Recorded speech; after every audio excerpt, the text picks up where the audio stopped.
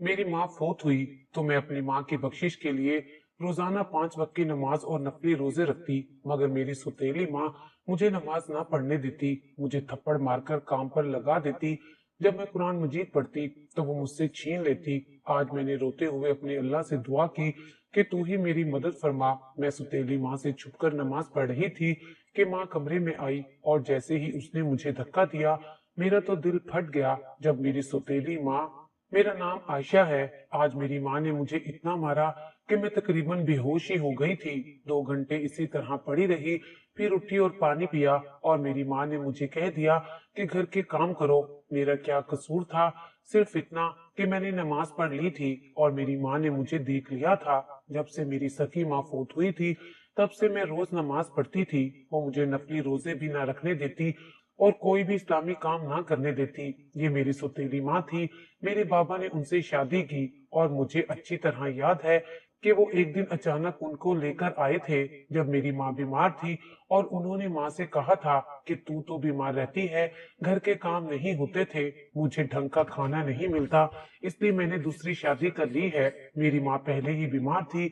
जब उसने देखा कि मेरे शोहर ने दूसरी शादी कर ली है तो वो और भी ज्यादा दिल बर्दाश्ता होकर 1 महीने बाद ही इस दुनिया से चली गई और पीछे मैं रह गई। इस वाक्य के 3 साल बाद मेरे बाबा भी इस दुनिया से चले गए। मेरी सुतीली माँ ने मुझसे सारे घर के काम करवाने शुरू कर दिए। यहाँ तक तो ठीक था, लेकिन वो अब मुझ पर हाथ भी उठाती, उसको थोड़ा सा भी गुस्सा आता तो वो मुझ पर ही निकाल देती। लेकिन फिर उसने मुझे नमाज पढ़ने से, नफली रोजे रखने से, कुरान पढ़ने से भी मना कर दिया था, जबकि उसका नाम इशरत था। ये भी तो मुसलमान ही थी, फिर मुझे ये सब करने से क्यों रोकती थी? पहले तो सिर्फ जुबान से रोकती थी, कहती थी कि ये सब ना किया करो, मगर अब उसने मुझ पर हाथ भी उठाना शुरू कर दिया था और मुझे बुरी तरह मारती थी। सारे मोहल्ले को पता था कि मेरी सुतीली माँ मुझ पर बहुत ज्यादा जुल्म करती है। हमारे घर के पास ही मस्जिद थी, वहां से भी नमाजी गुजरते थे, उनको भी अक्सर मेरे रोने की आवाजें आती थी। और ये बूढ़े बाबा जो हमारे घर के सामने रहते थे, उन्होंने तो कई दफा मेरी माँ को कहा कि क्यों यतीम बच्ची के पीछे पड़ गई हो, इसको मारती रहती हो। पूरे मोहल्ले में सिर्फ यही थे जो मेरी माँ के सामने बोलते थे। मेरी माँ उनके साथ भी बदतमीजी करती थी। एक दिन मैंने अपनी माँ को किसी से फोन पर बातें करते हुए सुन लिया और उनकी बातें सुनकर मैं हैरान रह गई। वो किसी से कह रही थी कि इसका बाप तो इस दुनिया से चला गया, माँ भी चली गई, अब मैं इसका बोझ कैसे उठाऊं, जबकि इस घर में बोझ किसने किसका उठाया हुआ था ये हम दोनों अच्छी तरह जानते थे। मैं शाम को बच्चों को ट्यूशन पढ़ाती थी, इन पैसों से इस घर का राशन आता था। बाबा की थोड़ी बहुत पेंशन थी जिससे बाकी खर्चे निकलते थे। शायद वो मेरी शादी करवाना चाहती थी।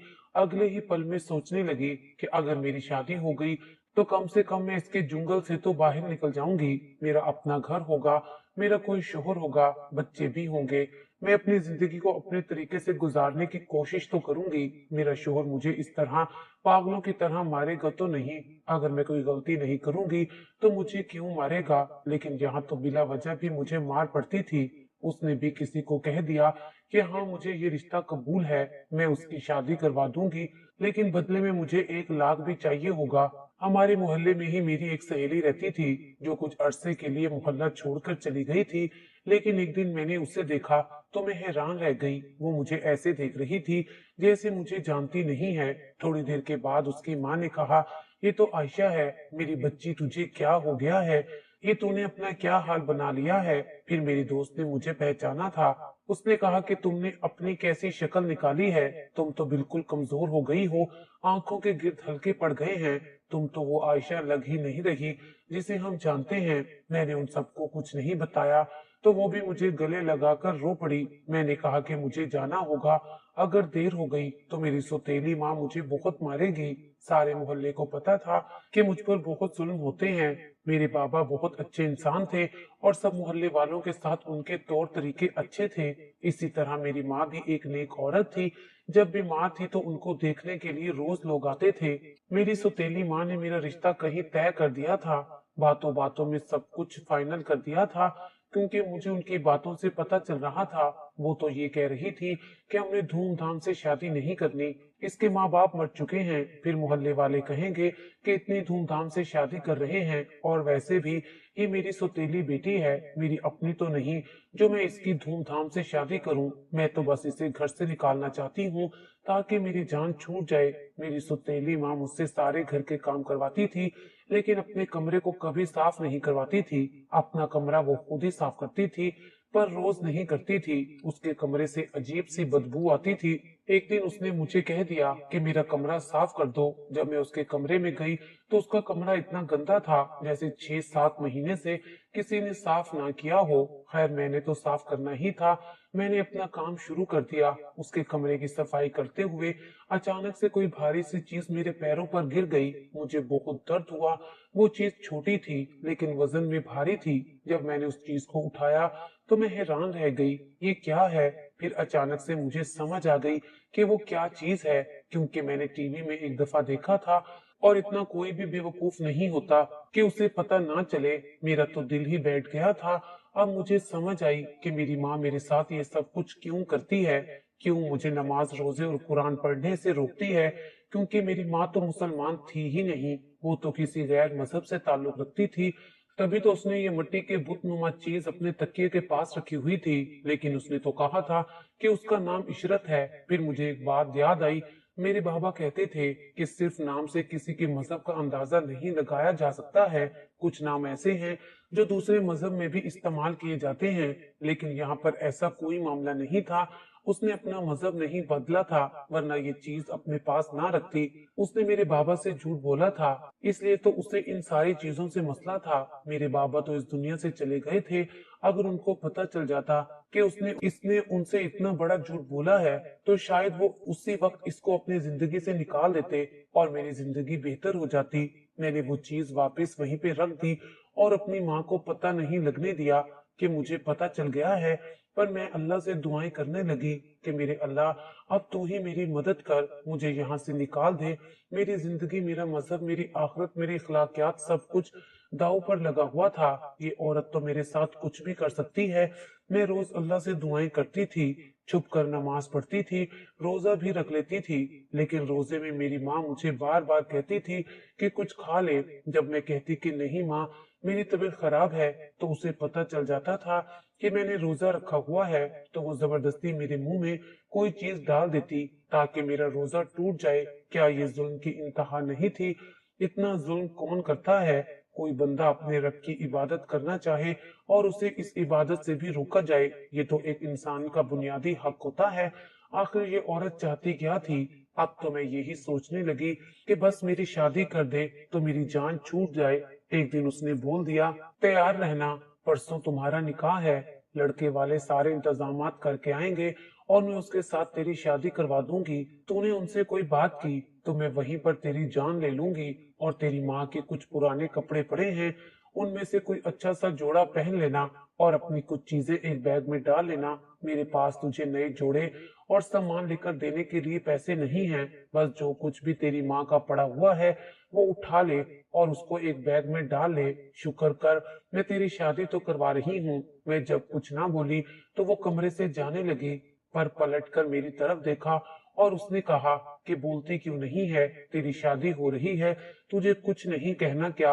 अच्छा, तो तू इस बात पे खुश हो रही है कि तेरी मुझसे जान छूट जाएगी, तू अपने घर चली जाएगी, वहां पर रोजे नमाज कुरान पढ़ेगी। मगर मैं तुझे बता दूं कि तेरे साथ ऐसा कुछ नहीं होने वाला। इतना कहकर वो कमरे से बाहर चली गई तो मेरा दिल बैठ गया।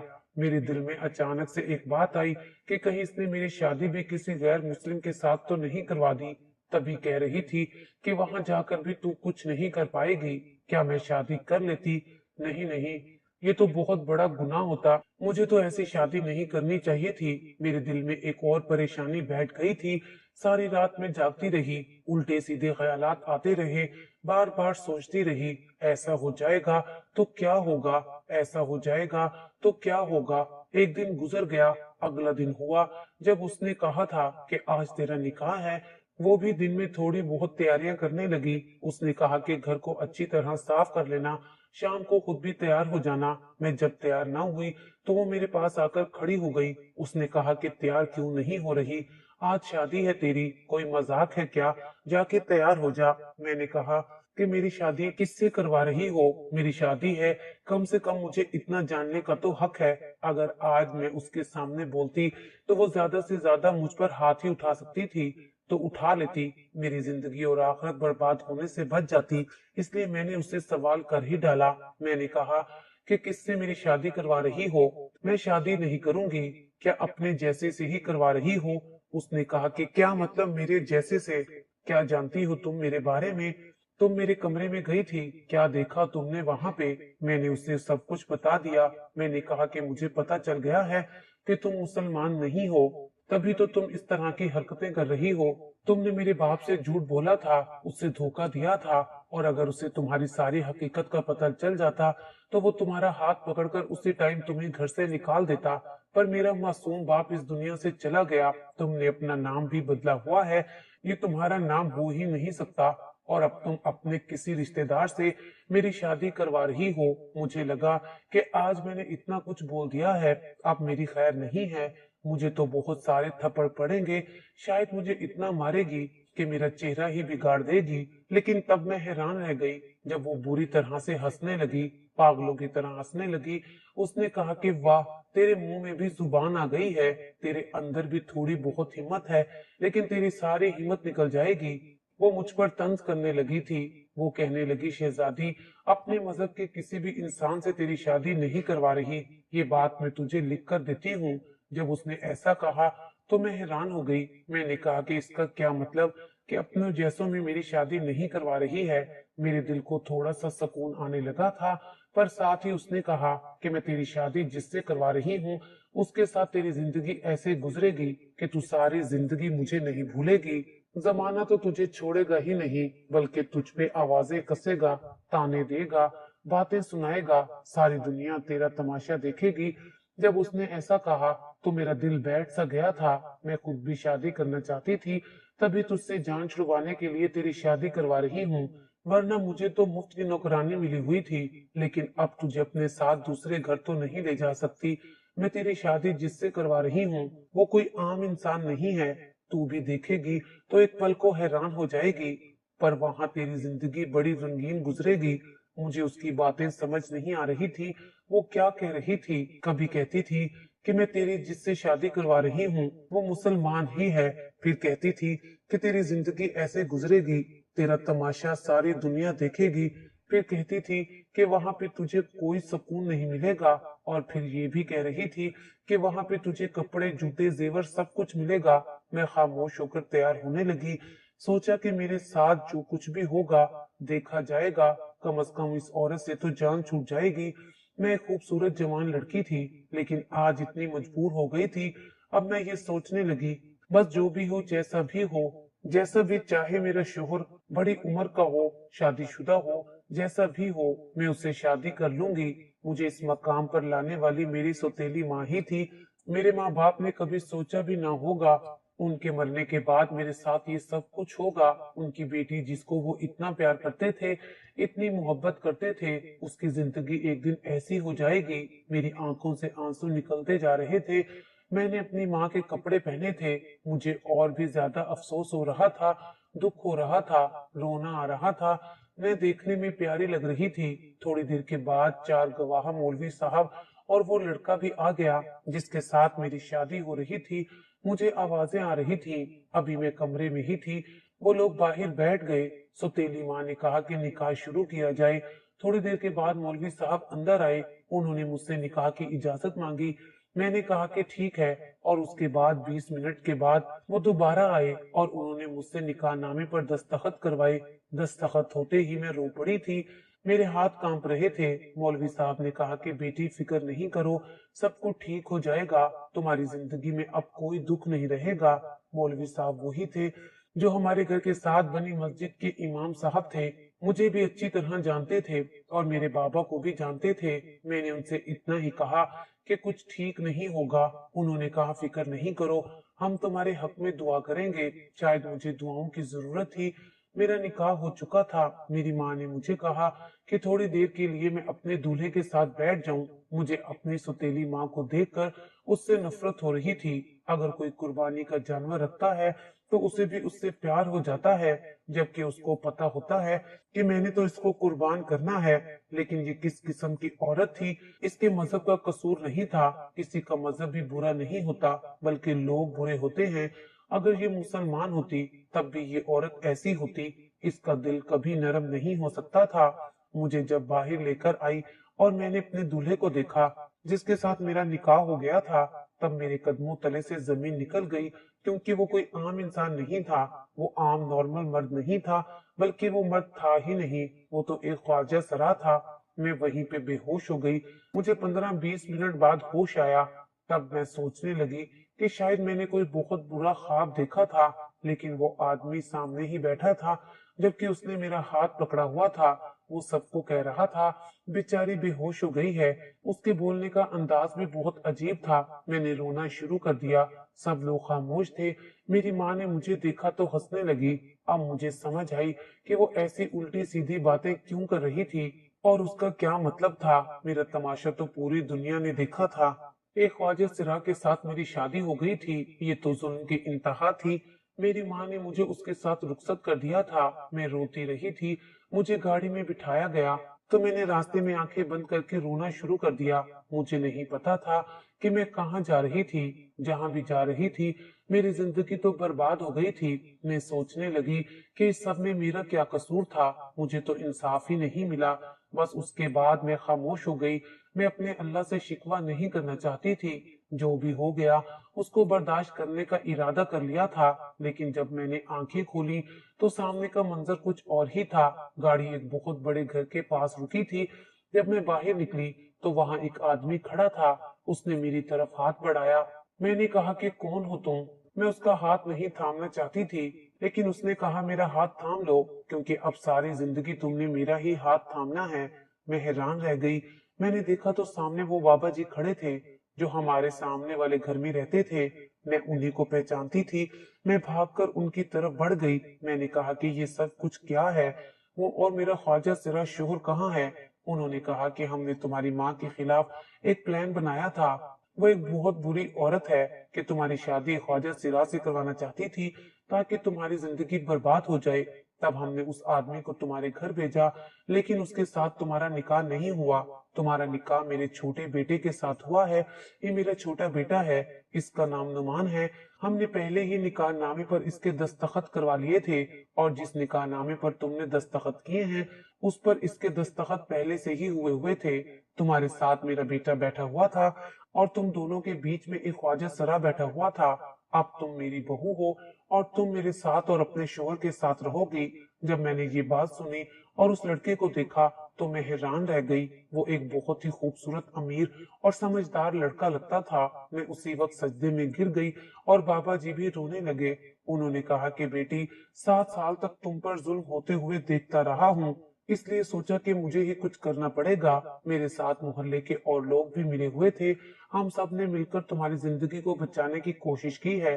तुम्हारी माँ ने हमसे तुम्हारी कीमत भी मांगी थी, जो हम सब ने मिलकर अदा तो कर दी है, लेकिन साथ ही पुलिस को भी बता दिया।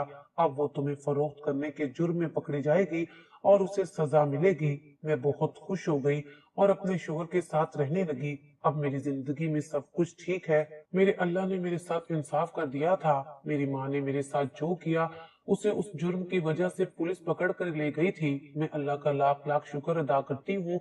आखिर में मैं बस इतना कहूंगी, अल्लाह पाक सब बहन बेटियों के नसीब अच्छे करे।